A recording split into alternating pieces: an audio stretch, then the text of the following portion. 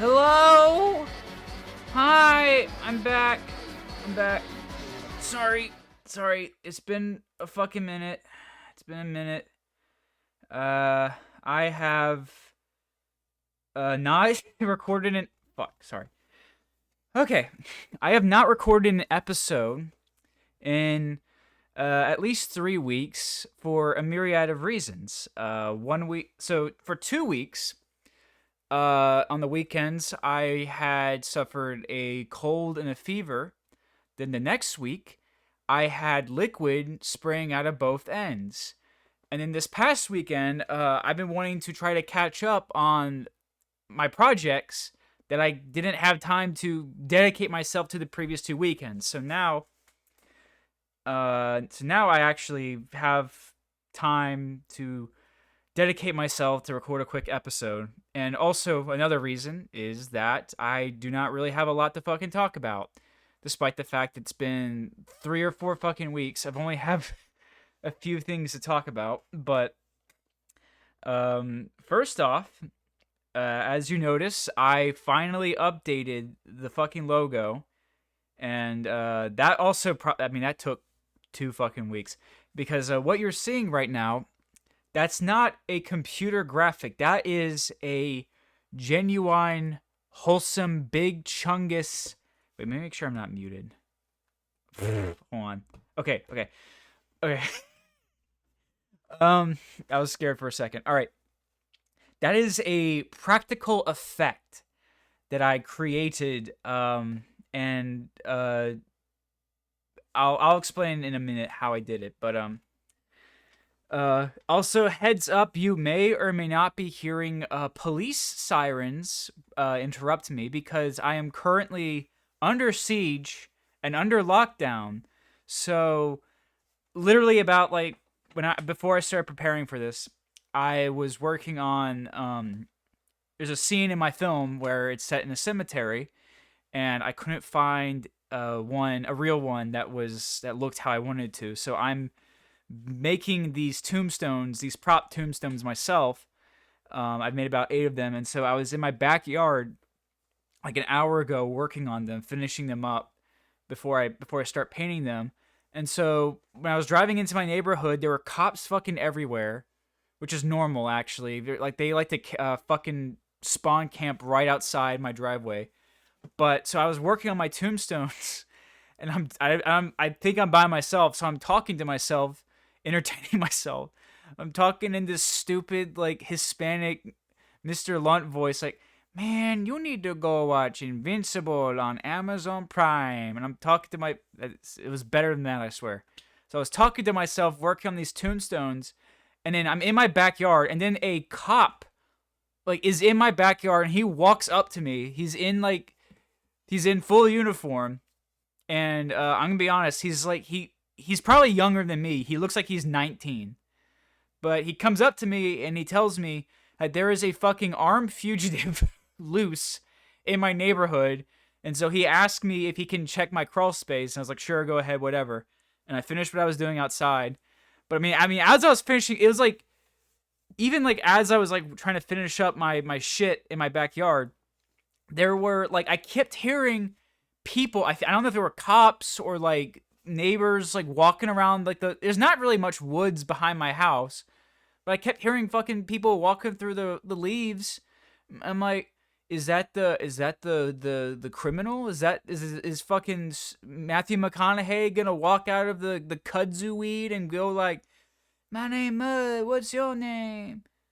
It's like, what the fuck is happening? I don't know. I can't see. It's not like it's dense woods. I can see, but I keep hearing shit. And I look above, and there's literally a drone that's above my yard watching me. It's like a commercial, like a quadcopter commercial drone. So there's like a Palantir fucking spy drone in my neighborhood, my fucking yard. And earlier there were like fucking fire trucks careening down the road. That's why I had the intro song play on a little bit longer, because there's fucking pandemonium outside. But so that's what's going on this very moment. But let me explain real quick how I did this. So the logo. So I did the design in Adobe Illustrator as a vector file. And I spent a long time. I mean, I did spend a long time trying to get the lettering how I wanted to. But so there's 3 layers. At the bottom is the text, and above that there's 2 pattern layers that are basically the same except they're flipped.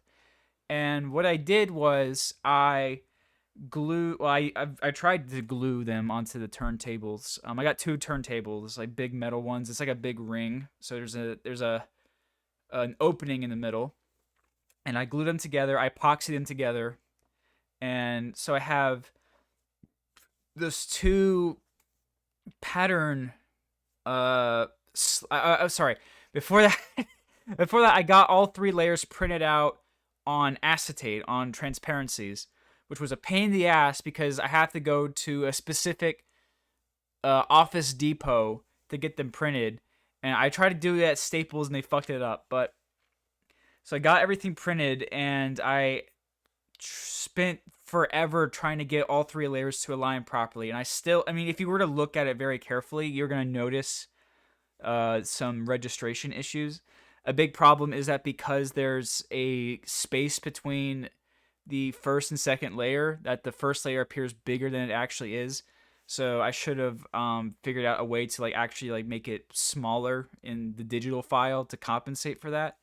But after I did all that, basically all I'm doing is I put it on an overhead projector that I accidentally stole from my campus. Don't ask me how that happened.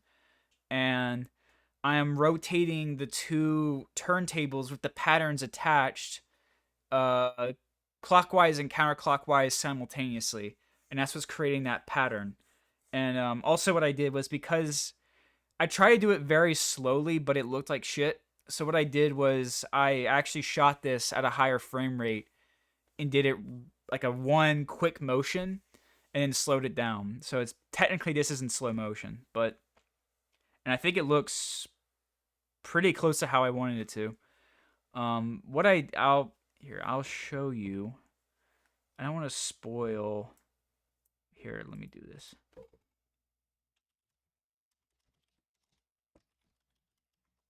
Brave has dog shit image results. That is not. Oh my. Oh my lord. Take my soul away. Okay. Okay. Okay.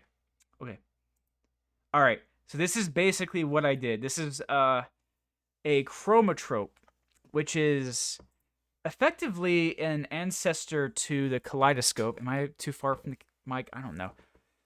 But these are magic lantern slides. And so really you have 2 patterns that are pretty much identical, but they're mirrored on top of each other and they rotate, and it creates a kaleidoscopic effect. So I basically just did the same thing with acetate on some turntables and an overhead projector. Let me see if there's a video that will demonstrate. Let's see. But yeah, like they rotate and it creates this pattern. It's like there's 2 slides moving independently. So that's basically what I did. I based it off of that. So, but I think it looked pretty good. I'm also working on another. I mean, this is like going to be like what I'm going to use from now on because I spent so much time on it. But there's another element to kind of the animated logo for my whole project that I'm also working on, but I will not disclose any more information on that. So, okay, all right, this is gonna be a quicker video because I feel bad for not. I mean, I was trying to be consistent with it. I mean, this is not my main goal. This is like a side thing that I'm mostly just doing this for myself. So I shouldn't feel bad about not doing anything for a month, but I just wanted to get something done. I didn't want to like not have anything for the month of March. So I'm just going to do a quick little episode, and to start, I am going to do an addendum a very very late addendum to the AI spiel I had last episode. So let's get into that. Okay. So this is what I was thinking about in that long ass break in between episodes. So if you have ever taken, here, let me get comfortable. My back hurts. That was another thing. I kept getting killed at work. That was okay. This is not even my. I meant to talk about this earlier. This isn't even my first, in terms of recent memory. This is not my first time of like fearing for I'm gonna get shot in the head. Because at work, I don't know. This was like 2 weeks ago. There was a shooting on the other side of the road from where I work, and the shooter ran through the building where I work at, and but I heard about that when it was going on. But then what happened was about 2 hours later, on the intercom they issued an active threat warning. Now normally the code for any kind of disruptive patient or whatever is code violet, and really what that mostly is just like someone's baby daddy getting uppity and like yelling and throwing things and shit like that. But they changed it without notifying anybody to active threat, which has a much, much different ring to it. So for about 3 hours, me and my coworkers are just sitting there, like we have no idea if there's a fucking gunman in the building or not, and they wouldn't clarify, and they never called it off. So it took forever to realize that it was a code violet instead of a fucking active. Like there's not like a bomb in the building or anything. Hold on, let me take a sip of what is this? Some kind of granny apple thing. Hold on. Okay, sorry. Tangent over. All right. So, okay, so if you've ever been in a high school art class, you've probably heard of The Fountain by Marcel Duchamp. And this is sort of a meme in, I would say, art criticism or art appreciation.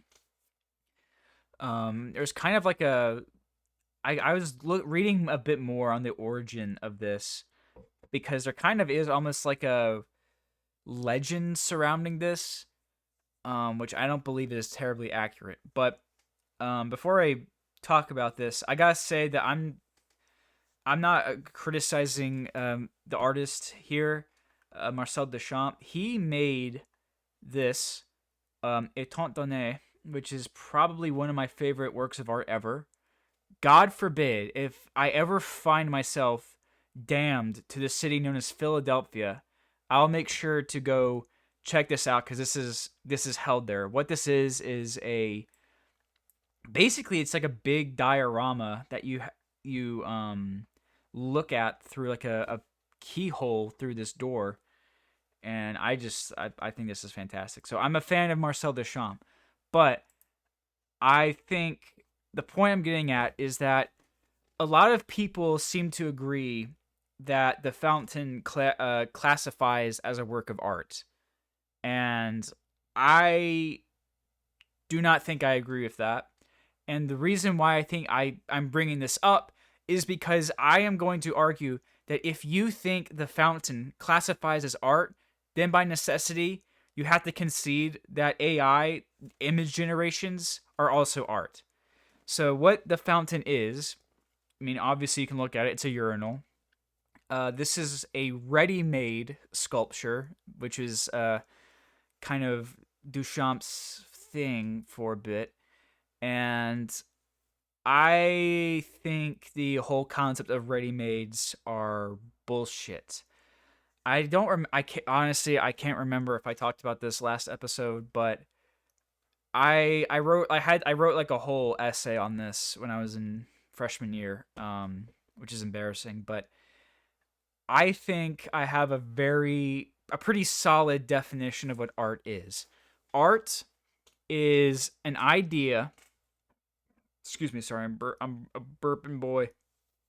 Art is an idea that someone has, and that idea is translated through a medium into something that can be perceived and interpreted by other human beings. Now, like that means that I don't think an idea by itself cannot be art. It has to be, because it's just in your head.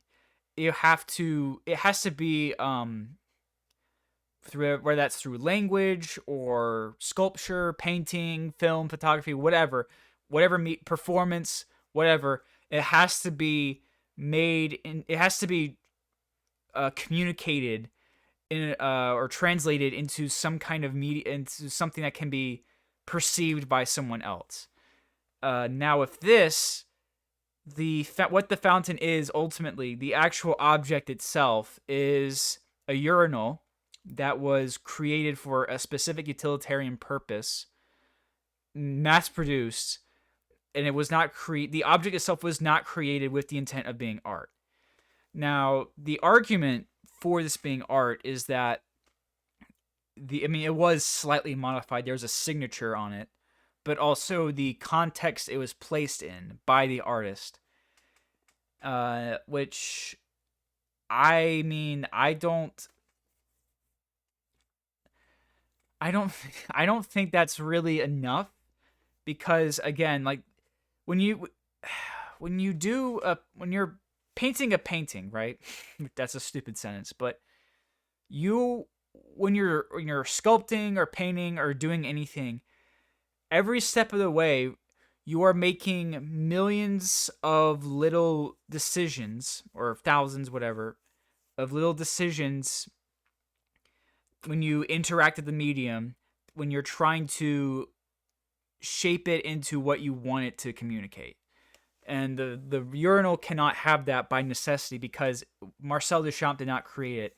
If let's say that he like fabricated a urinal himself, that would absolutely qualify as art, because he created it. He had an idea of, okay, I have an idea for a urinal. He made a urinal, and people can experience the urinal.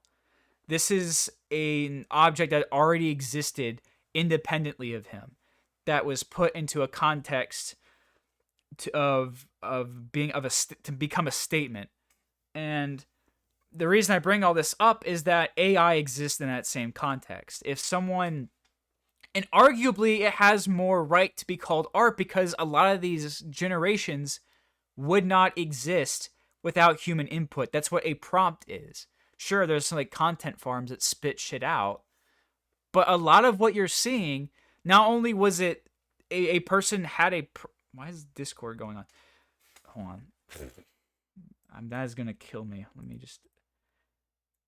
Okay, sorry. Okay, where was I? Like you have the prompt, like someone has an idea and they write down something that they want the artificial intelligence to bring into being, but like I said last episode, is that what you usually get is the AI generation just spits out all this output, and somebody usually has to sift through that and select the closest thing that was closest to what was their initial vision. And like again, like that's what you usually see on social media that people complain about. So really, it's honestly it probably is less art than AI. Now another fuck, where's my train of thought?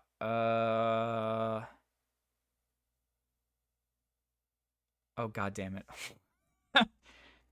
I was doing good for a second and then I just shat myself. All right.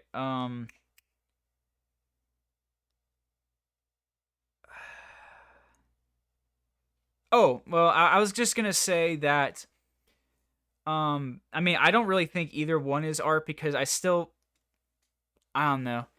Even though yes, I do think that there is arguably. Oh, no. Okay, fine. Sorry. Okay, I remember the point I was going to have. Another argument in favor of the fountain is that it is art because it's a statement that gets people to discuss what art is, and it creates a conversation, and because of that, it's the object itself, the urinal itself, is incidental, and it's more about the context and the conversation it creates. Well, that also applies to AI.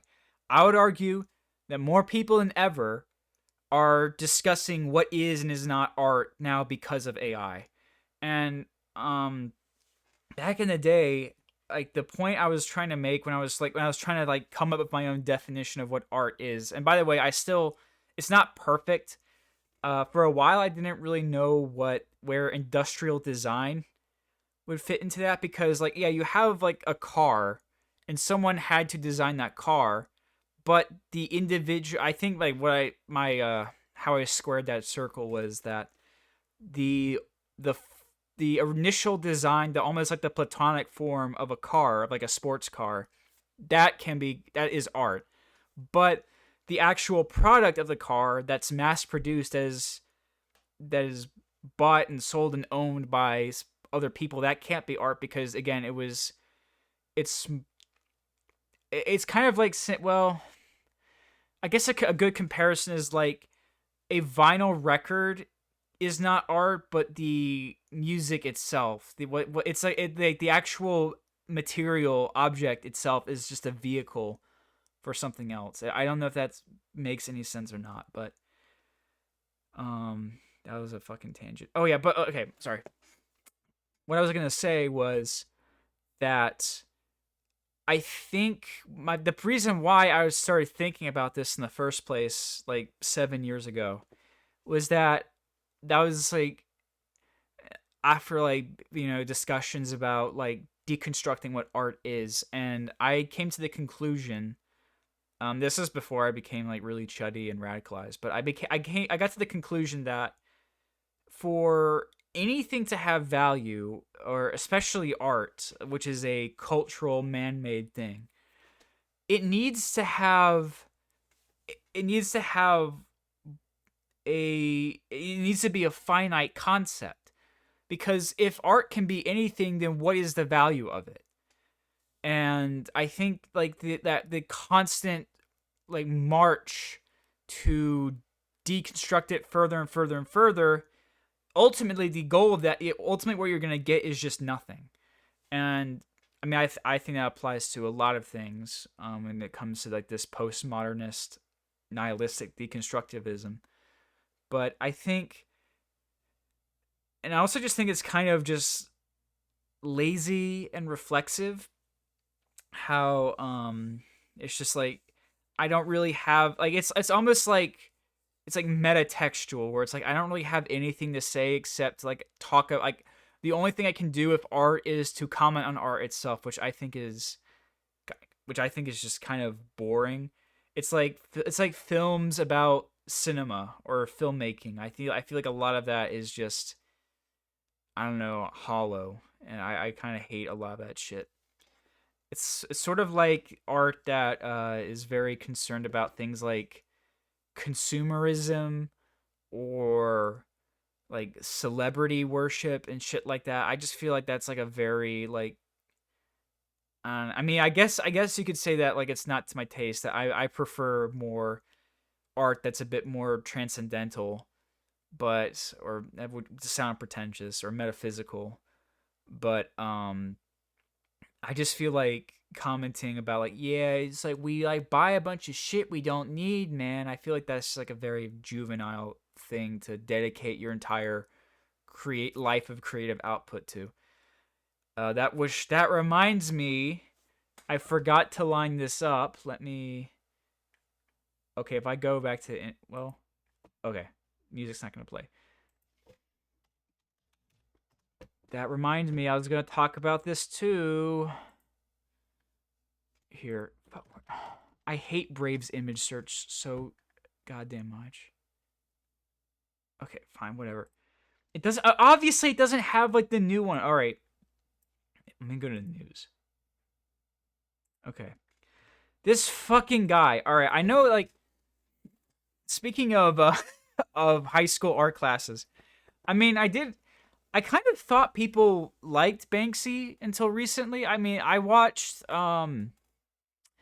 Exit Through the Gift Shop about like a few years ago, and I didn't like it. But I mean, now I realize that people have been kind of memeing on Banksy for a long time. But I don't know. Is he like? I'm just like I was like really just annoyed with his whole. Honestly, if he wasn't anonymous, I probably wouldn't hate him as much. I just feel like his dedication to being anonymous is fucking stupid, considering how his art. I mean, this is not an original observation, but his art is basically just. Well, you see, you have Jesus Christ on the cross, right? And people like Jesus quite a lot, right? People worship him and shit, right? But what if we had a fucking model of Jesus, right? But his head was a fucking Mickey Mouse. This accent's gonna become fucking nonsense. Is like his head's like a fucking Mickey Mouse, and people like Mickey Mouse quite a lot, right? So it's kind of like it's like a commentary on religion, right? That people like Mickey Mouse in the same way they like Jesus. Is what we have. Which we got a fucking room, right? A big old room, and there's a big fucking elephant in it, because it's like we don't think about the elephant in the room, which is like war and shit, mate. But I don't know. I think people have like caught on to that he's like a hack, but I don't know.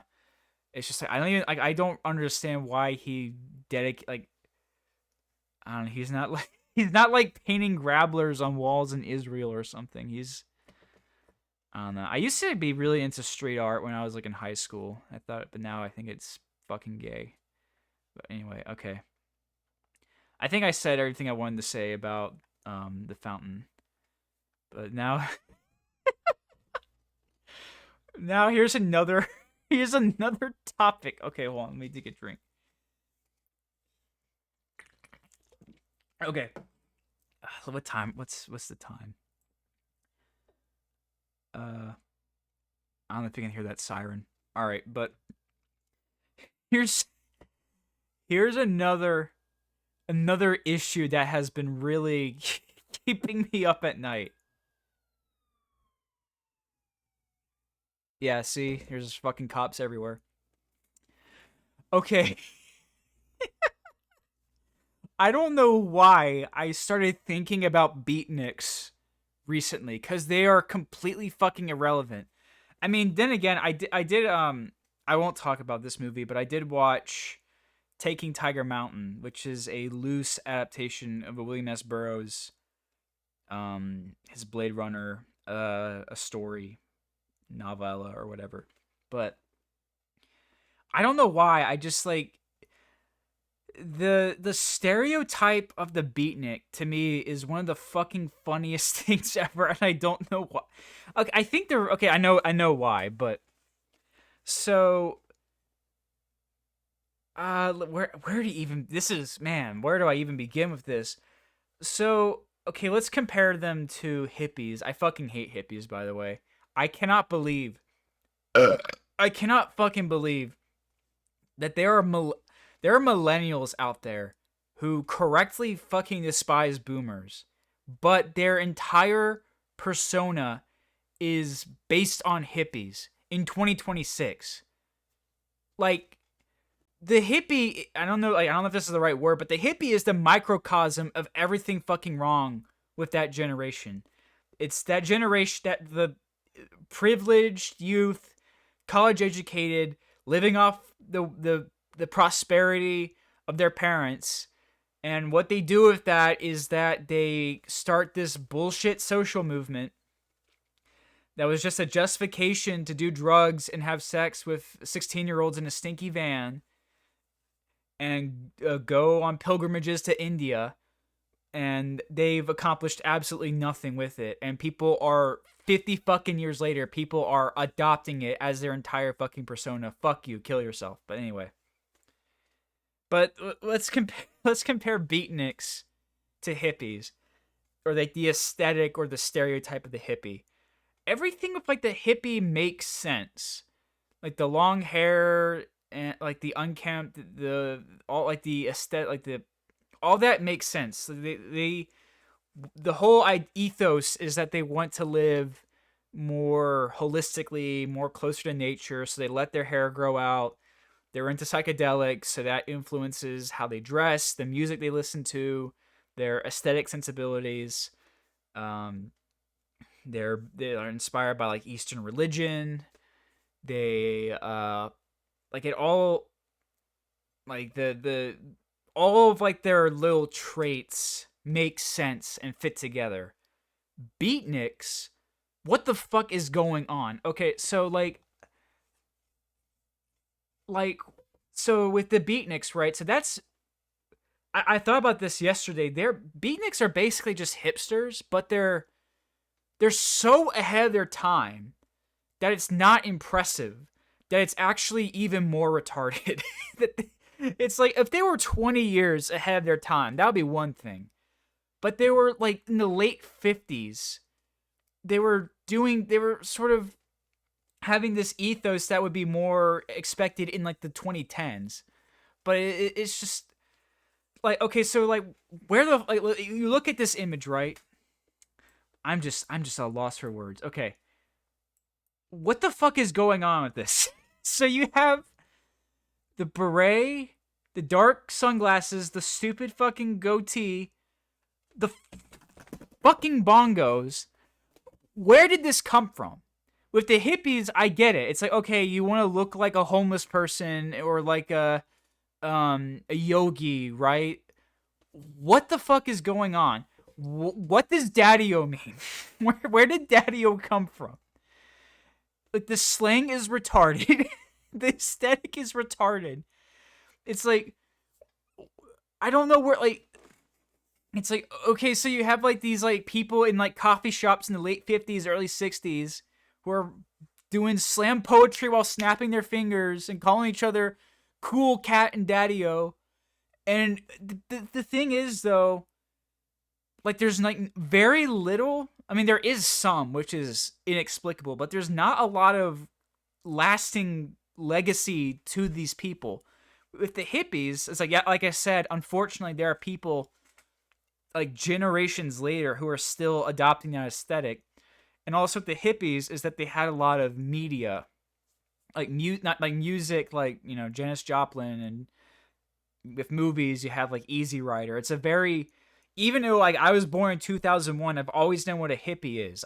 The movie Cars was playing in the break room the other day, and there's a big hippie van in there. It's like I've always been aware of what a hippie was. With beatniks, it's like they've just like faded into obscurity because it's so fucking weird and gay. to put it bluntly, it's like really the only thing the only thing can really like in terms of like influential figures from the beat movement, the only ones I can think of really are William S. Burroughs and Alan Watts, and that's really it. I guess they were just like they got overshadowed by later subcultures. I don't. It's like, yeah, okay, Square. Okay, Square. Dig. Like what? Like, okay, well, I guess they're communists, and like I just don't know where the fuck this came from. This isn't like even boomers. This is like, what even is this like? This must be like really early boomers into this shit. Yeah, okay, so this is another thing I want to get into. Because, I mean, there is some, like, there is some representation of beatniks and culture. Let me go. This is, you know what I think of a beatnik? Hold on. This is literally what I think of.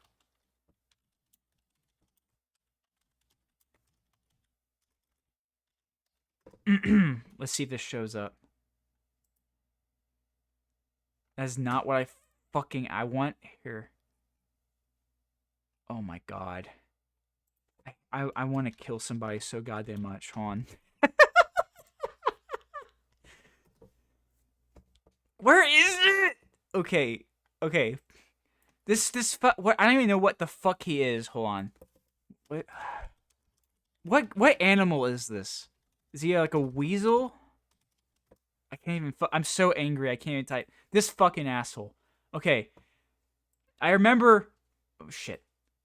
I remember watching Letter Factory, right? This fucking asshole runs the Letter Factory, and they get to K, and he's dressed as a beatnik, and he's calling people Daddy-O. What the fuck is going? Why is that? Why is this happening? And when was this fucking released? Hold on. What year? 2003. After 9/11. 2 years after 9/11, they're bringing back the beatnik. I don't. Okay, thank you. See, yeah. Purple Beret, Shade, Soul Patch. Thank you, Brave. Another thing was it. Oh my god, I'm so livid right now. This topic is making me want to die. All right. Okay, I think this is a bit more of a well-known example. This slut.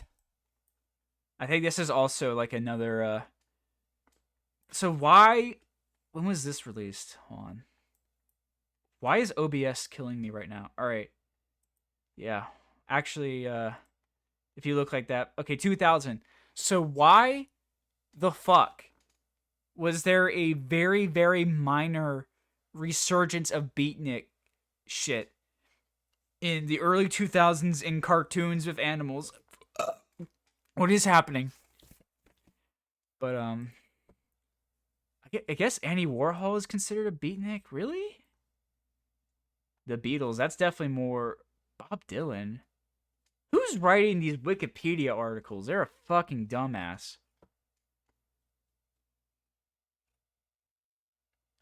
It's like, but like my whole point is that like this is like inexplicable. Like why were people like this? If you were like again, if you were to dress up as a hippie or a greaser or a goth and you walk down the street in any major city in the US, people will get it. If you were to dress like this and you were to like walk down the streets of like Gatlinburg, Tennessee, or is it Tennessee or I don't even wherever that fucking shithole state is. I can't remember. I live like in a weird spot. You're gonna get your ass beat by Nicaraguans. I don't know. Like this is gonna scare people. This is gonna confuse people, and they're going to kill you if you dress like this. But I just wanted to vent about the inexplicable feelings that beatniks give me. All right. So after wasting 40 minutes of your time, I'll talk about a few movies I watched. All right. So this is not a movie. This is a series or a mini series called "The Future Is Wild." I have an interesting history of this. I don't think I watched the proper documentary series when it was airing. There was a Jeremy Renner, a Rayner, okay. There was a spin-off here. I remember this. Hold on. There's so much typing. But I remember watching this on Discovery Kids. Of course it's fucking Canadian. What? What is this? Okay, all right, sorry. Yeah, I remember watching that. Thank you for the 8K resolution, but I remember watching this more so the actual series proper. And this is technically not the first time I actually sat down and watched it. I watched so originally it was how many episodes was it? It was like 13. Okay, there was 13 episodes on BBC, but they made an American version for retards where it's 90 minutes, which is crazy. So they really truncated it, and I watched that a long time ago, or not long, like 5 or 6 years ago. But I finally watched the original proper version of it, and I like it. So one of my like pet interests is speculative evolution, and I'm currently working on a couple projects in regards to this. And I've always been interested in like future evolution.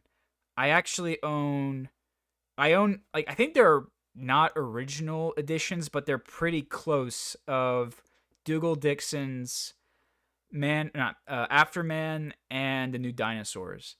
And I didn't really know that Dougal Dixon was involved with this specifically until more recently. But what I'm gonna do instead of reviewing it, I'm gonna go full Reddit, and I'm gonna do a tier list of all the freaking little critters in there. Okay, so Okay, so sorry, I should have explained what the concept is. Okay, so what this is, The Future is Wild, is a documentary series about fictional animals that are that live millions of years in the future that are descended from modern day extant animals. And there's about three sort of sections to the series. There's 5 million years in the future, 100 million years in the future, and 250 million years in the future, which I think is kind of odd because 5 million years is not that long. I feel like there's a pretty big jump between 5 million and 100 million, but it goes through how like their biology and how the climate changes, and also this is done under the assumption that humans are either extinct or they left Earth. In the cartoon, I think they literally colonize another planet and they're taking a time machine back to Earth to observe it. So I think I remember most of what they're called. So I don't think I need to look into what their names were. Okay, so first up, we have the gannet whale. This is it's kind of a stereotype in this type of speculative evolution project of like the a bird like birds, penguins filling the ecological niches of cetaceans. There's some in Dougal Dixon's Man. Sorry, After Man, not Man After Man. That's the meme one. This is kind of also like when I watched this, that was kind of something I picked up on with this is that I feel like they're just moving ecological niches around. I understand it's very like it's impossible to really predict something unprecedented in evolution, but a lot of these I just feel like it's just animals switching places basically in their ecosystems. But despite that, I really like this design. I have to fucking pull up because you can't see them.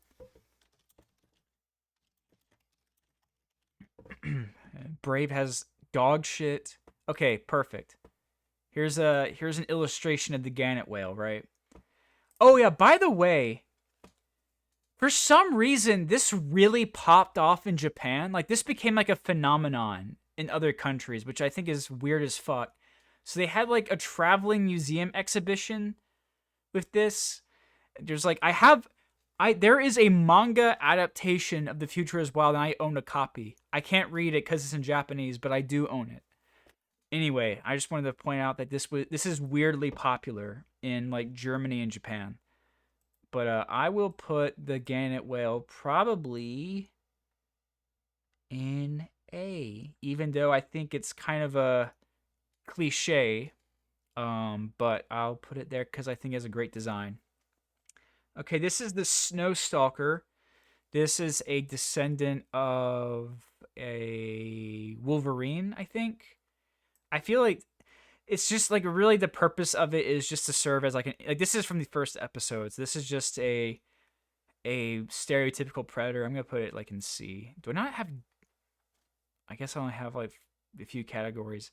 Shag rats. These are descendants from like just rats. I'll put it whatever. I feel like a lot of like the 5 million year ones are kind of whatever. What is this? The Grykin. That one's a bit. This is descended from a pine marten, and it lives in like these crags. Oh yeah, so I should explain. So like in the show predicts in 5 million years the Mediterranean Sea is going to dry out and it's going to be a salt flat. So these things live in like the crags, like the grikes surrounding the dried ocean. I kind of like this one. I'll put it in B. This is I forgot what these fucking things. These are just like pigs with long feet. So I'll put it in C. I forgot. I do like these. These are cryptiles. These are basically here. The names are kind of stupid though. Yeah, I like these things a lot. They're basically just frilled lizards. That's weirdly high resolution. But they live on the salt flats and they eat these brine flies that spawn in pools, and they have these sticky flaps that they use to catch the prey. So I like these. I like these ones quite a bit. I remember seeing them on TV when I was Yeah, they're catching the flies. I remember seeing them on TV growing up, so I'm gonna put them in A. This is a shingleback, a South American shingleback. I'm so autistic that I can remember all this. I don't. It's a rodent, but it looks like a lizard. I don't know. I don't really like the design of this one, so I'm gonna put in C. The desert one, I like the design a lot more, so I'm gonna put in B. These are okay. So what these live in these grasslands that once were the Amazon rainforest. So these are babukari. They're descendants from tree dwelling primates that live in like these troops on the ground. I feel like they're just kind of boring, so I'm just gonna put them in B. These are caterpillars. They're just like flightless bird. They're basically just like terror birds from this early Cenozoic period, but I don't really like their designs. I don't like their claws. I feel like I don't know. I feel like their designs kind of suck, so I'm gonna put it in C. uh, Death Gleaners are just big carnivorous bats, but I like bats, so I'm gonna put it in B. B for bat. Okay, what? Oh fuck. Sproinks, Spinks. Okay, this is going in S. Hold on. This is probably my favorite. It's like, is that how you spell it? Spink, not Spinks. That's the gas station chain. Okay, I love these things. So what they are, they live in the desert in North America, and they are descendants from quail, and they have evolved to live in underground colonies, and so they have these. Their wings became like little spades, and they have a queen, and I think they're really cute. Is that the Is that the queen? Is that the queen, Spink? Oh yeah, there people. That's like fan art of like a. Is this like a like a real? What the fuck is that? Is that a model of a Spink? But I really like these ones a lot. They're cute. So that's definitely going in S. I'm incompetent at using a computer. Okay. Fuck. What are these called? Swampuses. These are okay. So now we jump to 100 million years in the future, and these are terrestrial or amphibious octopi. They're important to the like overall narrative of the show, but they're kind of uninteresting. I'll give it. I don't know. I'll put an A. Okay, lurkfish. They're just bit. They're kind of. I don't know.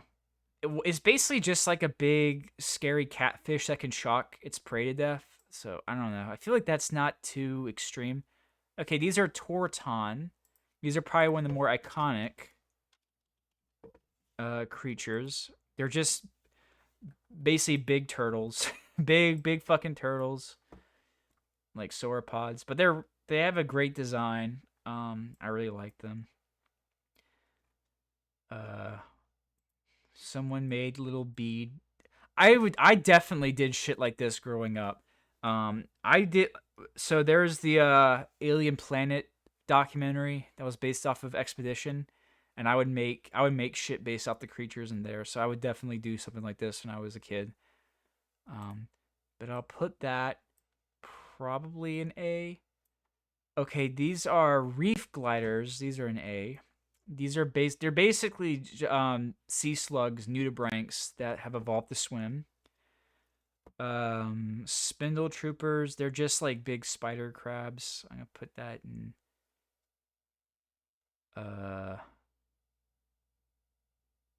C. Okay, the ocean phantom. These are basically big giant jellyfish. They're colonial organisms. They're descended from Portuguese man of war, and they're kind of like the central animal of that episode. But they're really cool.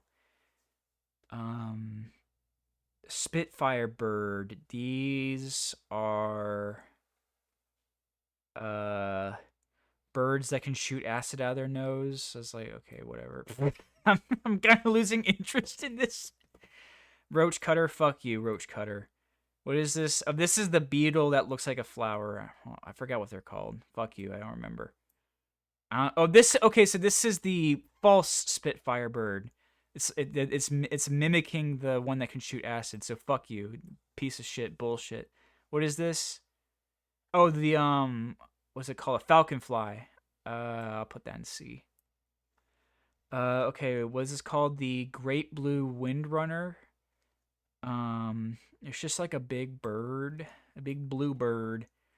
Um, okay, this is an interesting episode. So what this is I can't remember where it was. I think I don't remember what part of the world it was, but this is towards the end of the 100 million year segment. So there are these spiders, these silver spiders that live high up in the altitude, and they farm these little gerbil things called quaggles for food, and these are the last mammal. And that's a criticism I've seen a lot of people posit this show in terms of its like speculation is that mammals are very tenacious as a class. Like they survived the KT extinction. It doesn't really make sense for them to go extinct in 100 million years.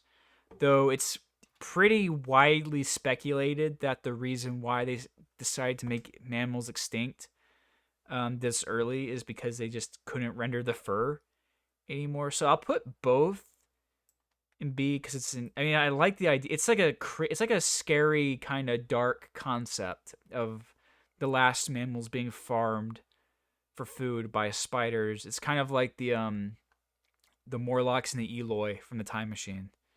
So okay, now we're 250 million years. These are terabytes. They're just like crazy termite looking things. I actually really like these. I remember seeing an episode of them in the cartoon. I should say in the cartoon. So you have human characters, but they also like go into like the animals and they have like internal monologues. I remember that. Like the animals have like high pitched voices in their heads. It's really fucking weird. I think this is the gloom worm. I can't tell what the fuck this is from the the image, but I'll just I'll fuck it. I'll just put in C. I don't give a fuck. Garden worms, fuck you, garden worms. Okay, these are this is in their the naming convention of these animals is pretty retarded. These are called sharkopaths. It's really weird. So they acknowledge that sharks are are pretty much like the perfect vertebrate. They've been around forever. They've survived multiple mass extinctions and they're unchanged in 250 million years, but they kill off mammals. But because their name is so stupid, I'm gonna put them in D. Fuck you. Rainbow squid, I like these. I'll put them in B. Actually, I might put them in A. Silver swimmers, they're basically arthropods that. Okay, see what I mean when I said earlier that like it's just like they move animals from different ecological niches around. So crustaceans took the ecological niches of fish, and the fish grew wings and flew. This is probably the most iconic. Like this is what's on the poster is a flying fish. But oh, here's the manga I was talking about. I have a physical copy of that. But I do like the fish is such a the fish. Sorry, is such a great design. I'll put it in A. I actually really like the forest fish too, so I'll put it in A too. And I like the silver swimmers. I'll put them in B. I forgot what this was called. I think it's called a death bottle. It's a carnivorous plant that mimics a dead fish to attract these beetles to lay their eggs in it. I feel like that's really kind of more far fetched. So I'm gonna put that. I don't know. I might put that in C. I like the beetle though. I'll put it in B. Okay, desert hopper S. So what these are? They're snails that have evolved to live in the desert. Are these like the models? Or is this like a fan-made model? But yeah, so they are snails that have evolved to hop on one foot. They've evolved scaly skin to live in the desert. And they're fucking cool. I like them. I like them a lot. Yeah. So they're going in S. Okay, last or towards the end. Squibbin. So like the last episodes about like the tentacled forest. The Mega Squid's a pretty iconic design. I'm gonna put that in A here. This is a, I mean, I mean, it's just like an elephant that evolved from a squid, but it has a really sick design. I guess oh, this must be someone's like fan redesign. Is this? What's in? I like that's. I mean, it's flawed, but it's cute. I wonder what's that made out of? Hold on, I'm curious. Sculpture, Mega Squid. Okay, I was wanting to know how you fucking made it. I kind of fuck with this. It looks like it's made of like. Is that felt that they painted? I wonder if that's what it looks more like leather. I don't know what that is.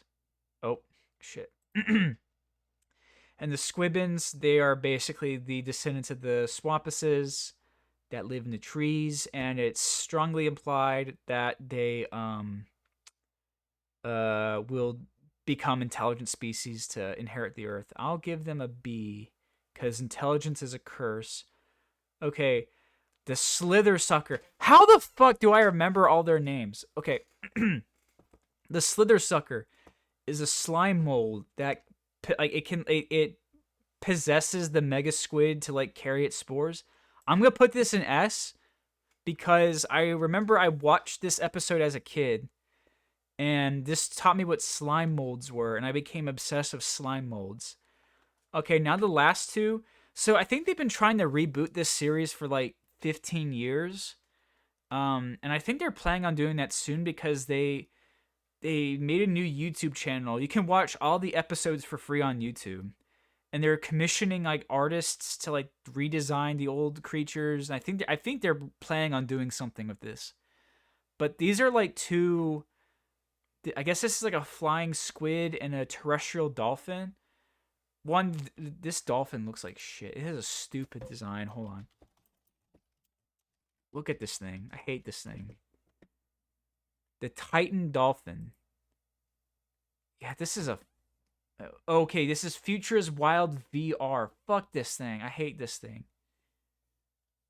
This is... I thought mammals were supposed to go extinct, huh? And now it's just like a big scary dinosaur with a big dumb fin on its back. Fuck you. Here. Okay, that's going in D. And this thing looks kind of cool, so I'll put it in C. All right, there we go. Here's my Reddit tier list. So, of all the... I cannot believe I memorized all their names besides, like, the bug? Which one? It was the bug that looked like a flower. That was the only one I didn't remember, but I remembered all their names.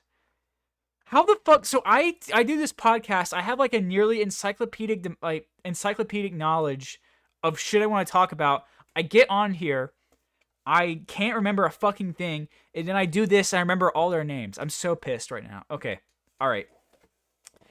My throat's giving out. How are we on time? Okay, we're already at an hour. I'm surprised. Okay, I have two more movies to talk about. One is very quick, and one is the only movie worth talking about ever. All right, so I watched... Oh, you can see my tabs. Oh, wait. No, that's not my tabs. Okay, you're good. Okay, so I watched a film called Desert Rose, and this is by Margarita Cordiero and Antonio Reyes. And they directed... They're like, I believe they were... I don't know if they were a married couple or just like partners, but they directed a film called Anna, which was... I mean, that technically was the best movie I watched last year, behind The Evil Cat. But this is I think they did like a trilogy of films, and I believe this is the... Hold on. So Anna was 1980. What was this? 2, and the other one, I haven't seen this one. Tres Amantes. When was that? 1976. Okay, so this was the first one. So this is the last one of the trilogy. Why? What is... Oh, this is that, Is it that thing that Dev Crocodile put out lately? Okay, never mind. Sorry, I was... Distracted. It's really great. It's probably about as good as Anna. I need to watch it again. Um, but there's a really great sequence where a pig is put on trial and hanged. But that's like it's a very dense film. I definitely need to revisit because right now I don't really have a lot to say about it. Unlike, okay, here's the actual feature presentation. This is a great movie. If you're into gay Portuguese cinema, watch this. I think this is on YouTube. I can't remember, but I don't know. This is a great movie. Now, this is a movie that is mandatory viewing for every human being. El Barón contra los demonios, or in English, The Baron against the demons, as it says on it says in Letterboxd. So this is the best thing ever. Okay, so it's I think so I watched this is on YouTube for free. In Spanish, but I watched it with auto-generated subtitles. I still had no idea what the fuck was happening. I think the plot really is just like it's like was it like this woman? Yeah, that is a great resolution. There's like this witch who's being impregnated by Satan to birth the Antichrist or something and set in the future. I think that's the plot, but okay. Okay, so I'm trying so where to begin with this? So, on Letterboxd, I described this as the cinematic equivalent of an obscure Eurojank PC sci-fi RPG game, something like this reminded me a lot of like I Divine Cybermancy, a lot of like those weird fucking games that like Mandalore Gaming covers, like Ring and Genesis Rising. Like this is probably the closest thing you can find, maybe except for like the Chronicles of Riddick,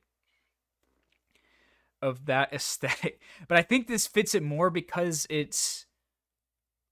I don't know, it's low budget, but I don't. Okay, here's the inexplicable thing about this. So this was directed by this director. He's a comic book artist, and you can tell, you can definitely fucking tell watching this because like yeah, like this I think this is Satan. Like he looks like the demons from Spawn. There's this guy. I don't know who. I have no idea what his plot relevance was, but he obviously looks like MODOK. But it's like low budget and janky, but the stills don't do it justice. There's so much shit in this movie.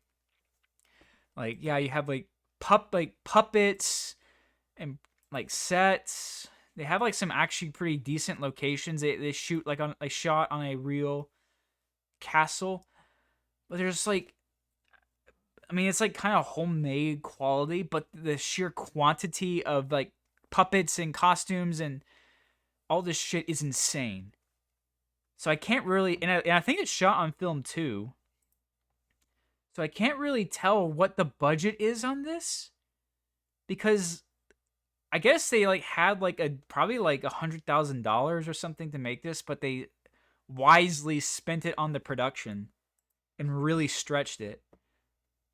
But I mean, I can't really communicate this through a handful of stills, but and it's fucking insane. It's like I'm at a loss for words right now.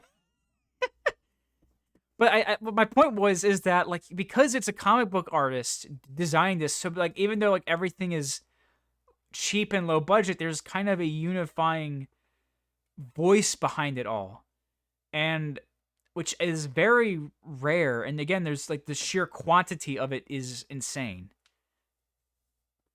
And I haven't seen anything like that really. And this is there a trailer I can watch? Hold on. I think this is more something you have to see to believe than me trying to autistically on.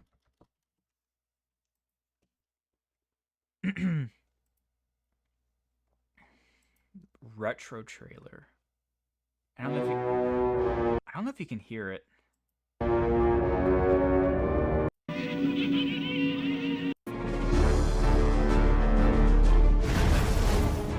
Oh, I gotta say the MIDI soundtrack's amazing. Top him up now! Oh, what? There's a dubbed version of it? Oh, that sucks. I can't believe they showed this in the trailer. Okay, hold on. Top him up now! Okay, this happens in the first 10 minutes. She stabs him in the dick with this little horn thing, and he sprays out blood, and she drinks it, and that's how she impregnates a demon. I have no idea if you can hear this or not, but I don't really care. And a lieutenant. Yeah, I didn't know there was the Baron transmitting images.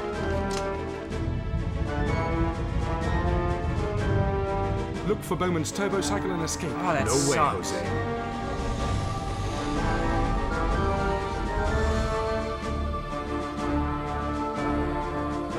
Crusaders of Exorcio. I gotta say, there's so much fucking leather in this movie. I swear to God, there's scenes where you can hear it, like, wrinkle. That's awesome. The Battle of Biscari has begun.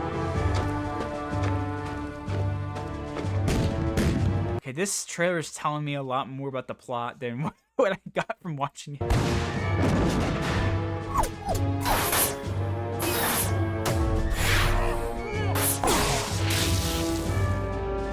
Opening hatches.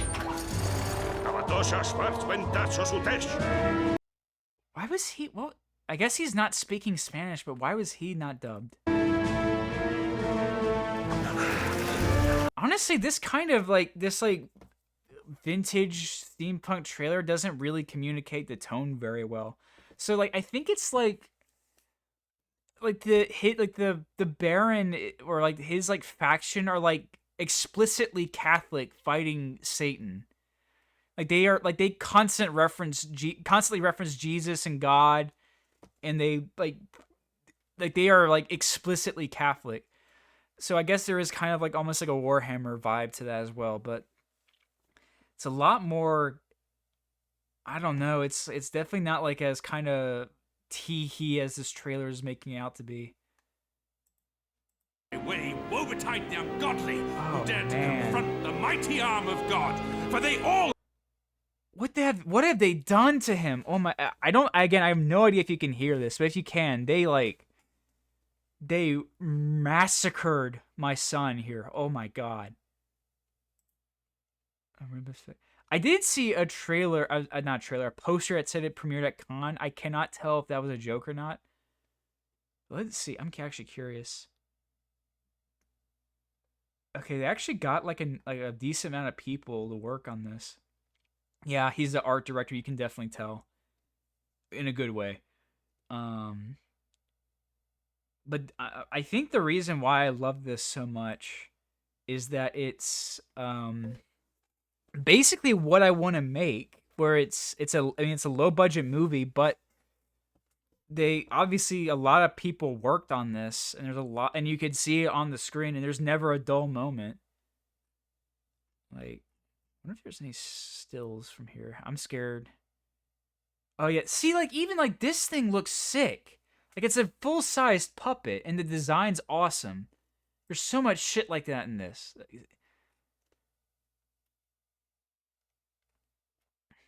Yeah, I don't know what these things reminded me of the little minions from Phantasm. I have no idea what their deal was. But oh yeah, if you can't tell already, this movie is extremely gory. That's kind of why it's like, yeah, they're like explicitly Catholic, but they're like dressed up in BDSM gear and they're drenched in blood. It's fucking sick. Oh yeah, this sequence where like the big, or say, I think like the Necronomicon is like literally just in this movie, like it is in Evil Dead. So obviously that's an influence on this. But when like he arrives, they play like this hilarious MIDI version of Night on Bald Mountain. That's great. Like I genuinely like have not seen anything like this. I don't if I really I think it's shot on film, so like if I could contact the director and get this shit restored and put on Blu-ray, I will fucking do it. Because okay, this must be when it was originally released. I don't think I'm just kind of scared of showing anything more for the movie because there's so much there's some goofy shit in there. Okay. Hopefully you will take my he does kind of look like Garrett in this still right here. I just realized that. So I guess my point is if you like shitty weird sci-fi Eurojank ultra violent video games, why is IMDb doing? I'm sorry, I'm losing my consciousness right now. Oh, I should probably I don't know. I mean, I'm definitely gonna go see Dune 3 because I'm a big fan of Dune. I think this one looks so much better. I mean, they're shooting on 35 millimeter. They changed the cinematographer. I don't really like Greg Fraser as a cinematographer, so I'm glad they're going with someone else. I wonder who's shooting this. Hold on, can I see the page? Can I see the fucking page of Dune? Please? Here. Oh, sorry, OBS is in the way. I'm curious who is shooting this. How is Charlotte Rampling still alive? Holy shit. Linus Sandgren. I don't know who the fuck that is. Oh, okay, yeah. All right. Yeah. I think I do remember someone said he did La La Land. Okay, I remember this now.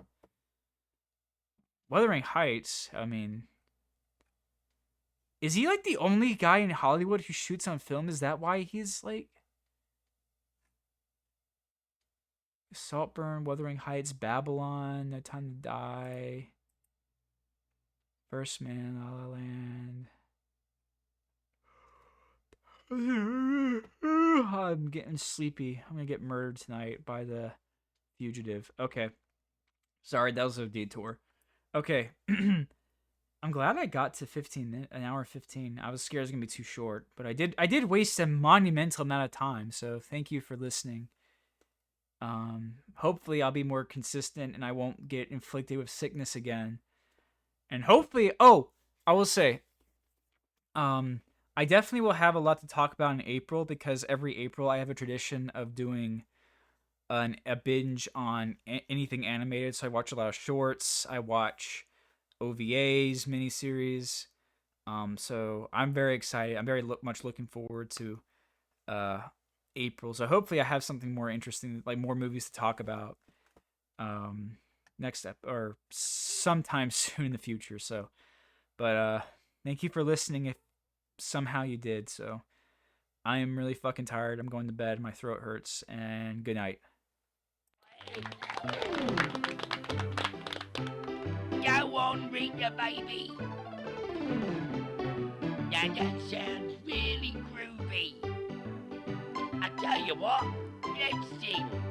Well, it's nice to see Brick safe and sound. After all he's been around, and in my view he should be crowned the King of Limbo. Well, he's had his ups and he's had his downs.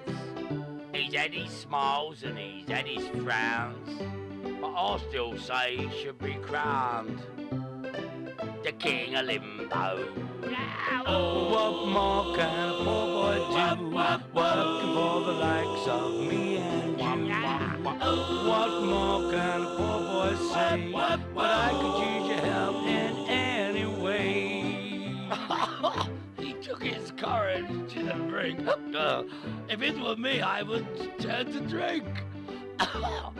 Well, that's the reason I think he should be the King of Limbo. Yeah, he had to face it enough sins, but at least he kept his leggy limbs. I think that we should be crowning him the King of Limbo. Take it away with you, baby. That's cool.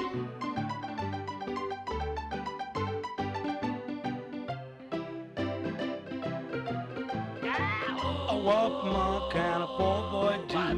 Working for the likes of me and you. What more can a poor boy say? But I could use your help in any way. We've all had fun, you must agree. Even though interactively, but now we feel that Brick should be the king of limbo. A do-up, a doobie-doo-up, a do-up, a doobie-doo-up, a do-up, a doobie-doo-up, the king of limbo. A do-up, a doobie-doo-up, a do-up, a doobie-doo-up, a do-up, a doobie-doo-up, king of limbo.